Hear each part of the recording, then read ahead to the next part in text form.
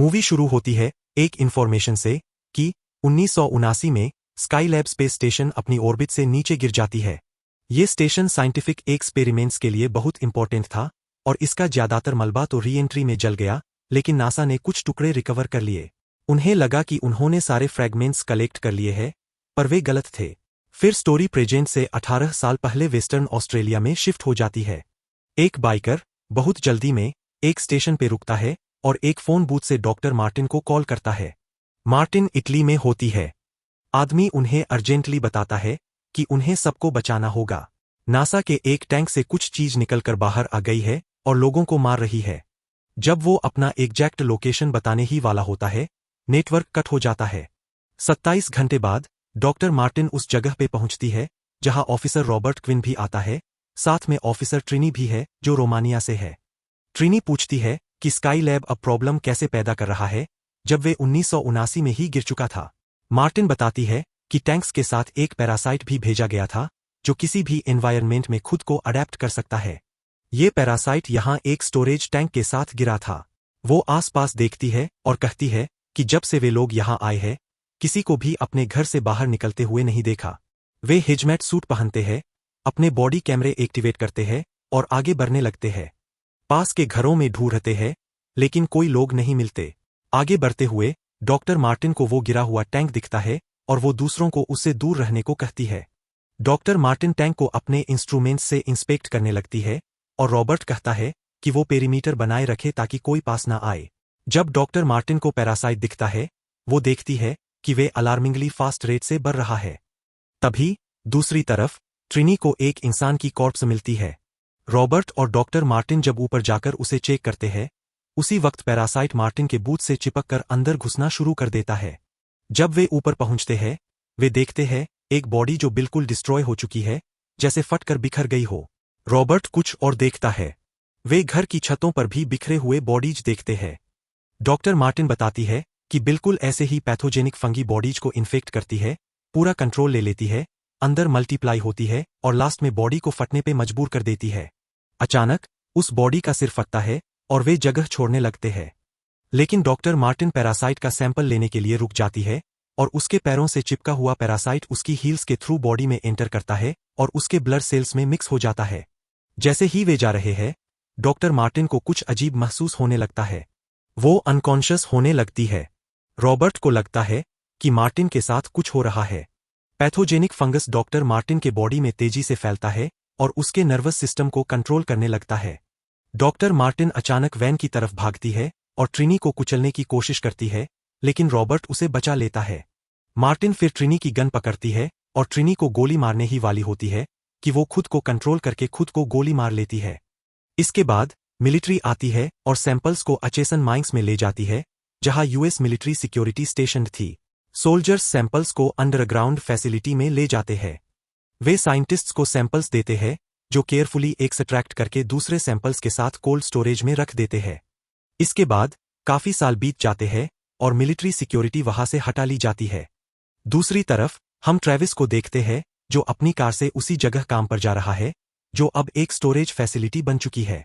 उसका दोस्त ग्रिफिन, जो रात को स्टोर संभालता है, ट्रेविस को चोरी करने में मदद करने के लिए मनाता है, कहता है कि उसके बिना वे ये नहीं कर सकता। फिर वो चला जाता है। उसके जाने के बाद ट्रेविस घूम रहा है किताब पढ़ते हुए। वो सीसीटीवी पे नाओमी को देखता है जो वहां काम करती है। तभी एनी नाम की एक बूढ़ी औरत अपनी स्टोरेज रूम से कुछ लेने आती है।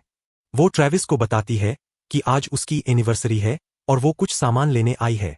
ट्रेविस उसे स्टोरेज रूम में एलिवेटर से नीचे भेज देता है। वहां एनी अपने हस्बैंड की फोटो देखकर बहुत इमोशनल हो जाती है। वो उनकी गन लेकर खुद को गोली मारने की कोशिश करती है, लेकिन गन चलती नहीं। वो उनकी जैकेट पहन लेती है और वहीं सो जाती है। इसी बीच ट्रेविस हेडफोन में म्यूजिक सुन रहा है जब उसे कुछ आवाज सुनाई देती है। वो बाहर आकर चेक करता है, लेकिन कुछ नहीं दिखता। फिर वो नाओमी से माइक्रोफोन के थ्रू कहता है कि वो आकर चेक करे। वो भी आवाज ढूंढती है, लेकिन कुछ नहीं दिखता। नाओमी वहां नहीं थी। ट्रेविस खुद को इंट्रोड्यूस कर रहा होता है कि तभी नाओमी को एक फोन आता है जिससे वो बहुत गुस्सा हो जाती है। फोन कॉल के बाद वे अपना नाम ट्रेविस को बताती है। तभी उसे भी वो आवाज सुनाई देती है। दूसरे सीन में नॉर्थ कैरोलिना में रॉबर्ट सो रहा है जब उसे एक कॉल आती है जहां कोई उसे 1979 के बारे में बात करता है। दूसरी तरफ दोनों को एक दीवार के दूसरी तरफ से आवाज आती है। ट्रेविस ये दीवार तोड़कर देखना चाहता है कि उसके पीछे क्या है। नाओमी भी देखना चाहती है और कहती है कि वे बाद में उसे ठीक करने में मदद करेगी। रॉबर्ट को उसकी सिक्योरिटी टीम के एक मेंबर से कॉल आता है, एक अलर्ट के बारे में जो एक स्टोरेज फैसिलिटी से आ रही थी। रॉबर्ट को एक पुराना खतरा याद आता है। वो बताता है कि उसने 2007 में इस बारे में मेमो लिखा था और कई बार वार्निंग्स दी थीं, लेकिन हर बार उसे इग्नोर किया गया। अब जब उसे पता चलता है कि अलर्ट ठीक 3:14 पर आया, वो समझ जाता है कि वक्त बहुत कम है।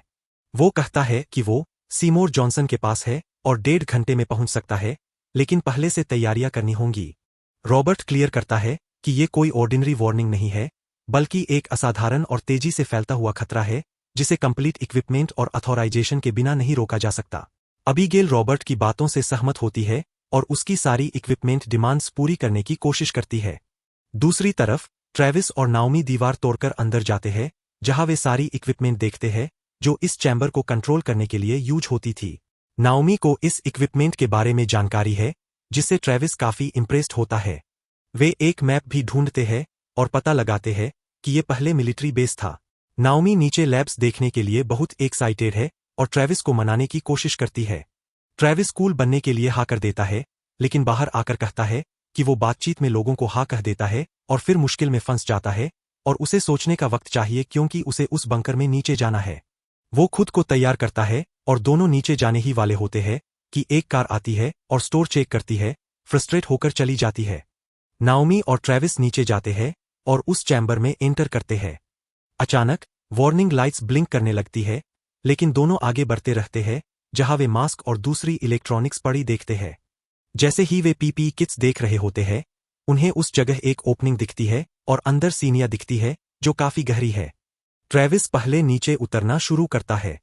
बाहर नाओमी के हस्बैंड को शक होता है और वो फोन करता है। वो कहता है कि उसकी कार में कुछ है और वो आ रहा है। तभी उसे कार की ट्रंक से कुछ आवाज आती है और वे ट्रंक खोलकर चौंक जाता है। उसमें एक बिल्ली है जिसे उसने गोली मारी थी, लेकिन अब वो फंगस के कब्जे में है। आदमी उस बिल्ली के पीछे जाता है और देखता है कि वो एक एंटीना पर चढ़कर ऊपर फट जाती है, जहां से उसका खून उस आदमी और दूसरे जानवरों पर गिरता है। वे उनके बॉडीज में एंटर करने लगता है। दूसरी तरफ ट्रेविस नीचे पहुंचता है और नाओमी भी आती है और दोनों उस टनल में आगे बढ़ते हैं। ट्रेविस को पता चलता है कि नाओमी 2 बच्चों की मां है।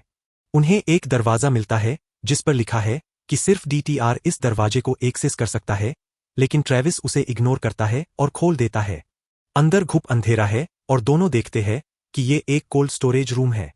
उन्हें आगे एक और दरवाजा दिखता है और वहां उन्हें कई चूहे दिखते हैं जो उस फंगस के शिकार हो चुके हैं। ये देखकर ट्रेविस बहुत डर जाता है क्योंकि ये चूहे बहुत अजीब लग रहे हैं। नाओमी उस दरवाजे के पीछे देखती है जहां फंगस का फैलाव दिखता है। वो अपना हाथ से उस फंगस को छूने ही वाली होती है कि ट्रेविस उसे रोक लेता है और दोनों वहां से निकल जाते हैं। बाहर उसका हस्बैंड फंगस का शिकार हो जाता है और उसका पूरा नर्वस सिस्टम और बॉडी अब फंगस के कंट्रोल में है। वो कार से बंदूक निकलता है और स्टोर की तरफ जाने ही वाला होता है कि एक डियर भी उसके साथ अंदर आने लगती है। रॉबर्ट प्लेन में उस दिन का वीडियो देख रहा है जब मार्टिन फंगस का शिकार हुई थी। रॉबर्ट उस जगह जा रहा है जहां अबीगेल ने इक्विपमेंट्स अरेंज किया था। वो उसे कॉल करता है जहां उसे पता चलता है कि उसका बॉस क्रेग 1.5 साल पहले मर गया था। उस वक्त अबीगेल के बॉस ग्रेग उसे रॉबर्ट की कॉल मर्ज करने के लिए कहते हैं, जहां ग्रेग रॉबर्ट को ये मिशन कैंसिल करने को कहता है क्योंकि उसे लगता है कि उन्होंने सैंपल सिक्योर कर लिया था। लेकिन रॉबर्ट कहता है कि क्लाइमेट चेंज की वजह से ग्राउंड और सरफेस क्लाइमेट बदल रहा है, जो उस फंगस को बढ़ने में मदद कर रहा है। उसी वक्त अबीगेल बाहर जाती है और अपने प्राइवेट सेल से रॉबर्ट को कॉल करती है, जहां रॉबर्ट अबीगेल को ट्रिनी को कॉल करने को कहता है जो उसकी मदद करेगी। उसी वक्त ग्रेग वहां आता है और अबीगेल दिखावा करती है कि वो फैमिली के साथ कॉल पर है। दूसरी तरफ नाओमी उस अजीब डियर को सीढ़ियों पर देखती है और उसके पीछे जाती है, जहां वे उसे एलिवेटर यूज करते देखती है।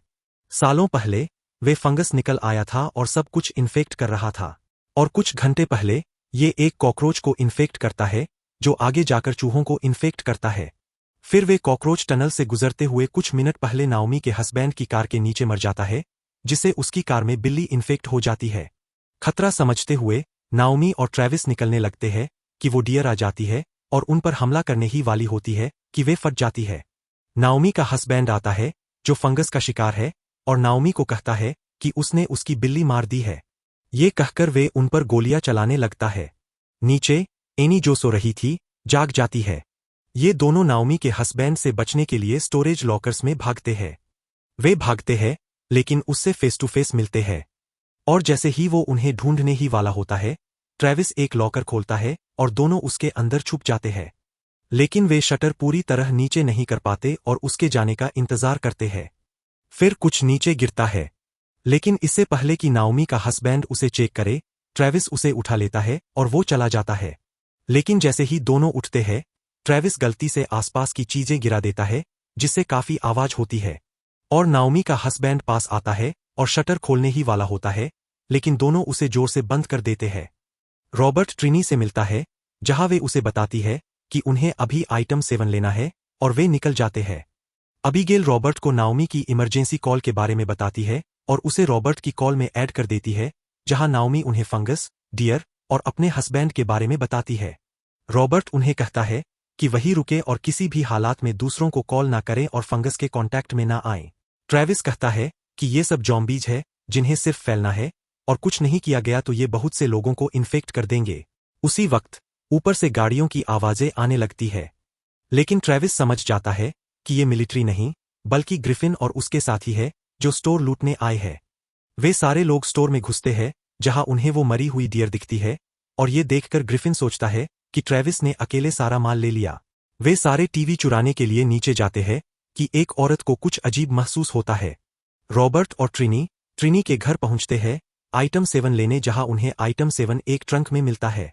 जैसे ही वे जाने वाले होते हैं एंथनी, ट्रिनी का बेटा, उठता है और उन पर गान तान देता है।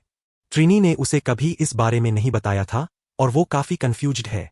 बाहर आकर ट्रिनी रॉबर्ट को कार की चाबियां देती है और कहती है कि वो इस सब में शामिल नहीं होना चाहती। वो मुश्किल से पिछली बार बची थी और कहती है कि उसे आज भी डॉक्टर मार्टिन याद है। कोल्ड स्टोरेज रूम में ट्रेविस ऊपर वालों को बचाना चाहता है जबकि नाओमी मना कर रही है। ट्रेविस कहता है कि वो ये जॉब नहीं खोना चाहता और अपनी जिंदगी दोबारा मुश्किल में नहीं डालना चाहता। ये सुनकर नाओमी सोचती है और कहती है तुम इतने बोरिंग भी नहीं हो और उसका साथ देती है। ऊपर वे लोग टीवी लोड कर रहे हैं। नीचे नाओमी का हस्बैंड घूम रहा है और घूमते घूमते वो उन लोगों के पास जाता है लेकिन अचानक वो उन पर वॉमिट करना शुरू कर देता है और लॉकर का शटर बंद कर देता है। जैसे ही वे ट्रेविस और नाओमी पर हमला करने वाला होता है एनी उसे गोली मार देती है और उसी वक्त वो एक धमाके के साथ फट जाता है।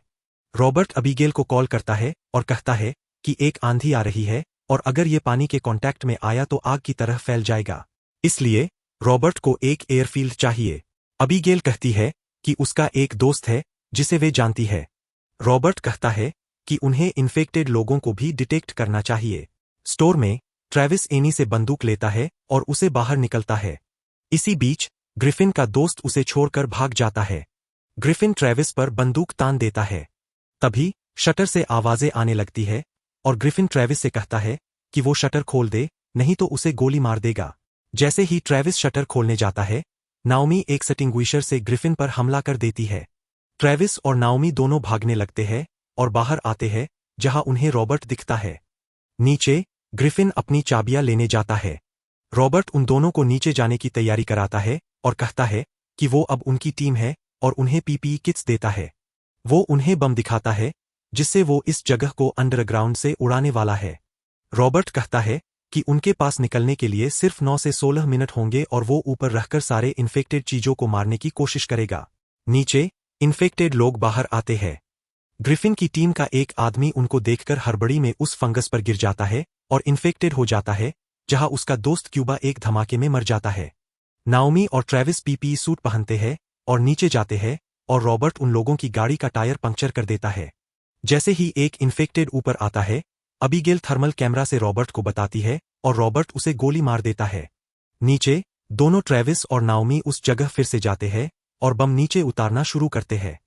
बाहर रॉबर्ट अपनी बैग की वजह से ऊपर नहीं उठ पाता और वो सारी बाइक्स को गोली मारकर उड़ा देता है। नीचे दोनों ट्रेविस और नाओमी उस चैम्बर में घुस जाते हैं और देखते हैं कि पूरा कमरा इन्फेक्टेड है। और अगर इन्होंने कुछ नहीं किया तो ये पास की नदी तक पहुंचकर उसे भी इन्फेक्ट कर देगा। वे बम निकालते हैं, एक्टिवेट करते हैं और ऊपर चलने लगते हैं। सरफेस पर उस इन्फेक्टेड आदमी का पेट फट जाता है जिसको रॉबर्ट ने शूट किया था, और उसका फंगस रॉबर्ट की तरफ बढ़ता है। नीचे ट्रेविस और नाओमी के पास कम टाइम है और फंगस तेजी से रॉबर्ट की तरफ बढ़ रहा है। रॉबर्ट और एक इन्फेक्टेड मार देता है जो ग्रिफिन के साथ बाहर आ रहा था। ट्रेविस और नाओमी के पास बचने के लिए सिर्फ 3 मिनट होते हैं और एक ग्लिच की वजह से टाइम 1 मिनट रह जाता है। ग्रिफिन रॉबर्ट से छुपकर आगे बढ़ता है, लेकिन उसका इन्फेक्टेड दोस्त फिर उठता है और ग्रिफिन उसे मार देता है। वो बाहर आता है और रॉबर्ट को मारने ही वाला होता है कि ट्रिनी वहां आती है और ग्रिफिन को मार देती है। ठीक उसी वक्त जब ट्रेविस और नाओमी बाहर आ रहे होते हैं, उनका सामना एक इन्फेक्टेड औरत से होता है और नाओमी उसे मार देती है। दोनों रॉबर्ट और ट्रिनी के पास आते हैं, रॉबर्ट को उठाते हैं और गाड़ी भागने लगते हैं। जैसे ही टाइमर खत्म होता है, एक बड़ा धमाका होता है जो पूरे स्टोर और उसके नीचे की जगह को तबाह कर देता है। उन लोगों के नीचे की जमीन धंसने लगती है, लेकिन नाओमी कार चलाती रहती है और वे बच निकलते हैं। उस जगह एक बड़ा सा गड्ढा बन जाता है और अबीगेल ये सब देख रही है। मीडिया ग्रेग से इस घटना के बारे में सवाल करने लगती है और रॉबर्ट पर भी आरोप लगते हैं। अबीगेल उससे मिलने आती है, जहां वे अपना असली नाम शेलीन बताती है और उसे धन्यवाद देती है कि उसने उसे उसका पर्पस दिखाया। ट्रेविस नाओमी और उसकी बेटी के साथ वक्त बिताता है। ट्रेविस और नाओमी प्यार में पड़ जाते हैं। इसी बीच जंगल में ये फंगस डियर की पॉपुलेशन में बढ़ता रहता है। और यही दोस्तों हमारी आज की मूवी एंड होती है। कल फिर मिलेंगे एक नई कहानी के साथ। तो चैनल सब्सक्राइब कर लीजिए।